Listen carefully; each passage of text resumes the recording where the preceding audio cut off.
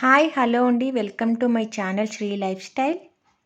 మీకు ఈరోజు tomato pepper రసం ఎట్లా చేయాలో చూపిస్తానండి. చాలా ఈజీనండి ఇది ప్రిపేర్ చేసేది. ఇక్కడ చింతపండు నీళ్ళు పెట్టుకునిండానండి, ప్రిపేర్ చేసి పెట్టుకునిండాను. నెక్స్ట్ 2 టొమాటోస్, నెక్స్ట్ జీరా, గార్లిక్, కర్రీ లీవ్స్, మిరియాలు, రెడ్ చిల్లీస్ పెట్టుకునిండానండి.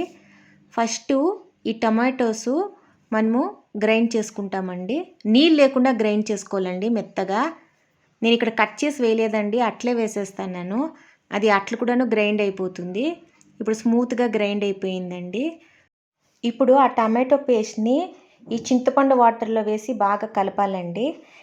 మళ్ళాకి ఆ మిక్సీ జార్లో కొంచెం వాటర్ వేసి ఆ వాటర్ కూడాను ఆ చింతపండు నీళ్ళల్లో వేయాలండి.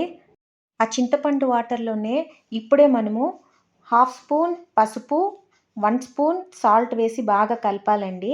నేను ఇప్పుడే వేసేస్తానండి. నెక్స్ట్ ఆ జార్లోనే జీరా, వెల్లుల్లి, పెప్పర్ వేసేసేయాలండి. నేను ఇక్కడ కొంచెం కర్రీ లీవ్స్ అంటే కరివేపాకును ఒకే ఒక రెడ్ చిల్లీ వేస్తానండి. కొంచెం స్పైసీ, కొంచెం లైట్గా స్పైసీ ఉండాలా అనేసి. అంతేగాని ఎక్కువగా మీరు రెడ్ చిల్లీ వేసుకోకూడదండి. చూడండి, నేను చిన్నదిగా వేస్తున్నాను. వేసి నీళ్ళు లేకుండా గ్రైండ్ చేయాలండి. ఇట్లా వస్తుందండి. మనం ఎట్లా సపరేట్గా దంచినప్పుడు ఎట్లా అవుతుందో అట్లనే ఈ మిక్సీ జార్లోనూ ఇట్లా ఈజీగా అయిపోతుందండి. మనం ఏమి సపరేట్గా దంచిన అవసరం లేదు. నెక్స్ట్ స్టవ్ మీద గిన్నె పెట్టుకుని కొంచెం ఆయిల్ వేసుకోవాలండి.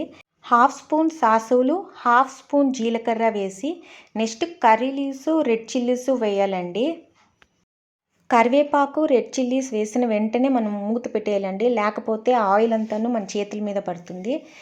గ్రైండ్ చేసి పెట్టుకున్న గార్లిక్ మసాలా అంతాను దీంట్లో వేసి లైట్గా ఫ్రై కావాలండి. ఎక్కువగా ఫ్రై కాకూడదు. ఎక్కువగా ఫ్రై అయ్యిందంటే రసం బాగోదండి. లైట్గా ఫ్రై కావాలండి.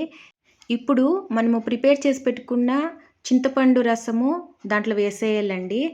వేసి బాగా కలపాలండి. ఎందుకంటే ఆ మసాలాను ఈ చింతపండు రసమును బాగా కలిసేటట్లు కలపాలండి. నెక్స్ట్ రసం పౌడర్ 1 స్పూన్ వేయాలండి. నేను ఇక్కడ 1 స్పూన్ వేసినాను. మీరు కావాలంటే 2 స్పూన్స్ కూడా వేసుకోవచ్చు.